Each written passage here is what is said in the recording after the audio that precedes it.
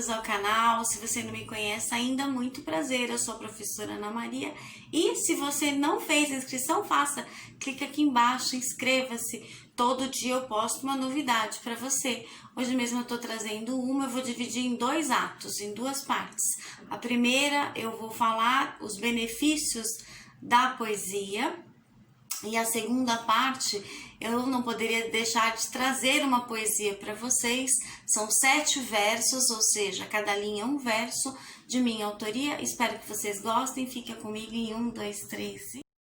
Então vamos lá. Poesia, na realidade, o que ela é? Um gênero textual. Sim, ela justamente é o oposto de prosa. Porque o prosa, ela vai usar até o final da linha, é um texto corrido, né? Como uma redação, né? Com parágrafos até o final da linha.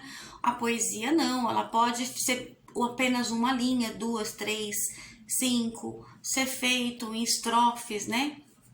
Cada linha desse poema, desse verso, dessa poesia é um verso. Então, ele pode ser desde bem pequenininho até bem grandão. Porém, ele não precisa, como na prosa, usar até o final da linha. Isso é uma das coisas, tá?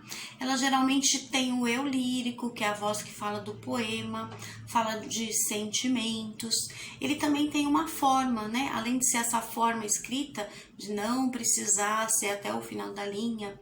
Ela pode ter métrica também, né? Desde a antiga, de 4 em 4, ou 5 em 5, em 7 em 7, ou alguns específicos, como foi de William Shakespeare, que tinha um jeito de ser feito, que é só dele, e assim por diante, ou pode ser também de uma forma livre, tá?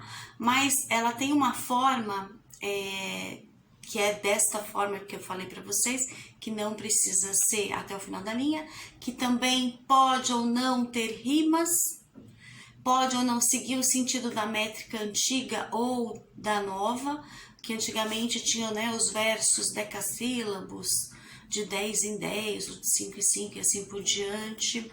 Ele pode, na realidade, ter imagens, ele nos remete a novas ideias, a uma reflexão.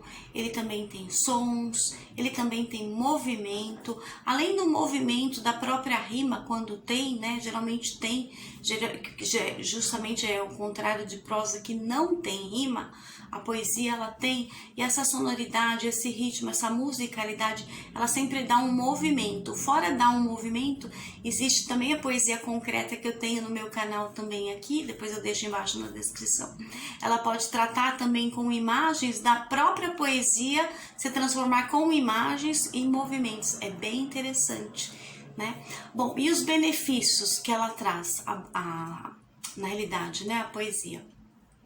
Primeiro, habilidades de memória, habilidades cognitivas. Então as sinapses, né, da memória ajuda a fortalecer, a mexer com os dois lados, né, do cérebro, do lado direito e do lado esquerdo.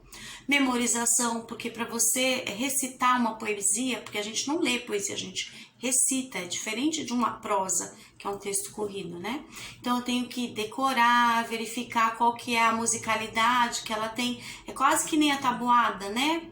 1 vezes 1, 2, 1 vezes 2, 1 vezes 1, 1, 1 vezes 2, 2, 1 vezes 3, 3. Ela tem esse ritmo, a poesia também, ela parece que ela vai pegando até mais intensidade conforme a gente vai falando, vai decorando.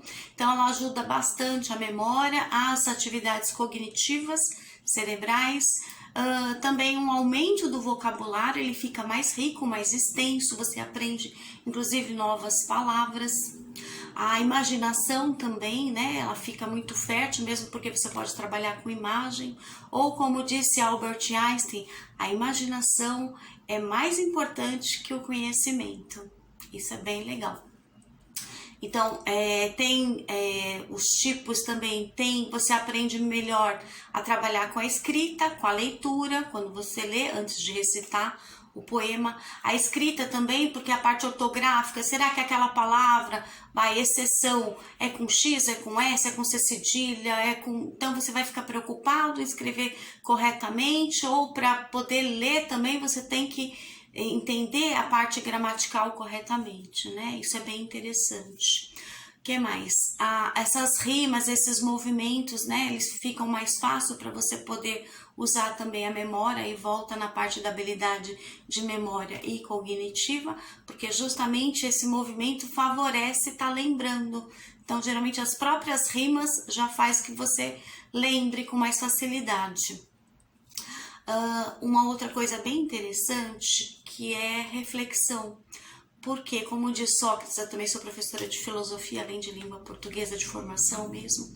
Ele diz, o filósofo da antiguidade, né, um filósofo clássico, ele diz que uma vida irrefletida não vale a pena ser vivida. Então, a poesia também te leva à reflexão, isso é uma coisa bem importante. A valorar também as pequenas coisas, então você também tem um ensinamento, né?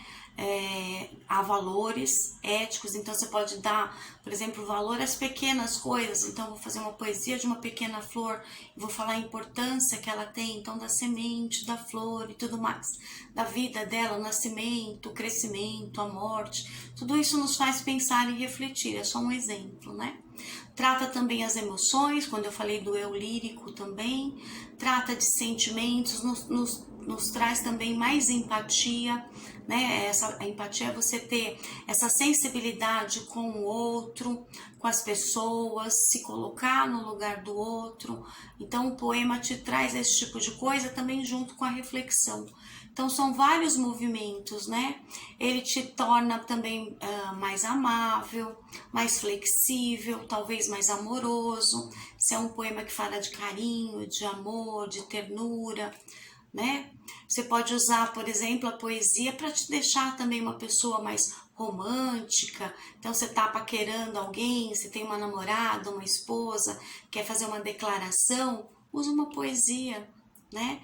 Você pode fazer uma serenata, um pedido de casamento com uma poesia. Tudo isso é muito importante, né?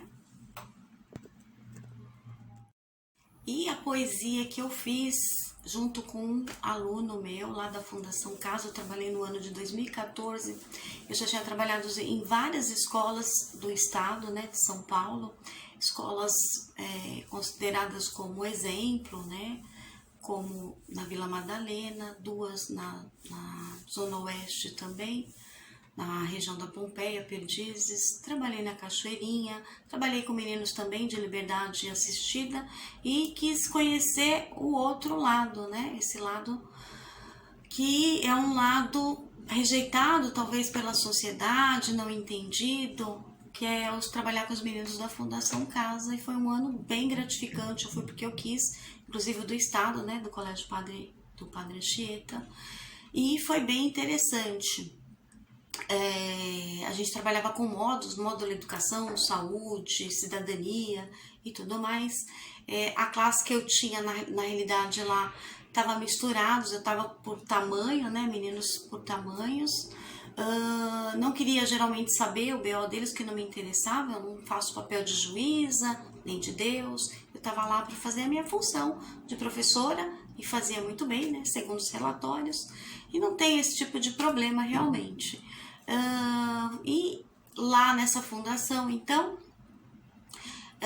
eu trabalhava com os meninos, e na minha sala especificamente eram os meninos que estavam chegando de passagem, ou que já tinham passado, tinham sido liberados e voltou a cometer o ato infracionário. Não é crime, tá? Menor de idade, ele comete ato infracionário. Não estou fazendo juízo de valor, se é bom, se não é, se está errado, se está certo. Como eu disse, não estava lá para julgar e nem estou aqui também para fazer esse papel. Inclusive, se tem alguma culpa, a gente não pode atribuir ao menor ou só ao menor, porque é uma culpa segundo a lei, tá? Não sou eu que estou falando.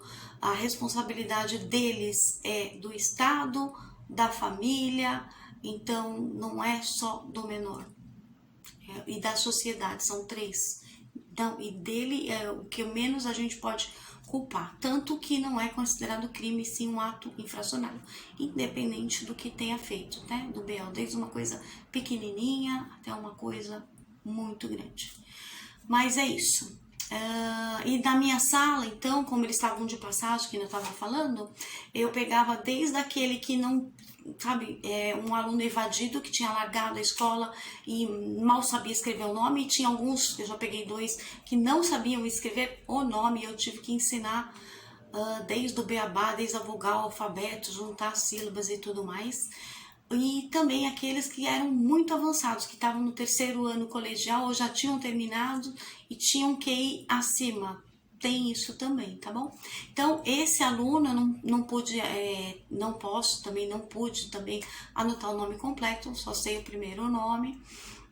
Como é menor de idade, e nesse caso, então, mais ainda, a gente tem que preservar a sua identidade. A proposta de lá, nesse dia, era um dia chamado Dia de Poesia, e nós tínhamos que elaborar uma poesia a partir da proposta de trabalhar com os opostos. Então, por exemplo, se eu trabalho claro, eu trabalho escuro, dia, noite, homem, mulher, velho, criança, sempre trabalhando os opostos, né?